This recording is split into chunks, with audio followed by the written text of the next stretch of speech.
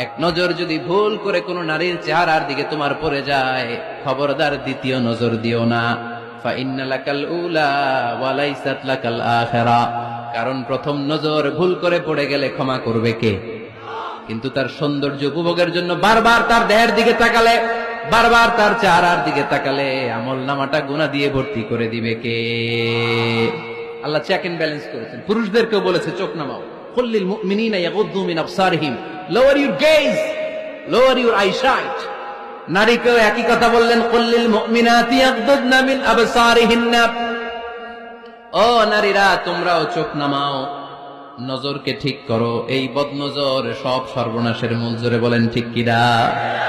এখান থেকেই ধীরে ধীরে ধীরে ধীরে অবৈধ দৈহিক সম্পর্কের দিকে যায়। এজন্য এই বদনজরটারও হারাম ঘোষণা করেছে কে?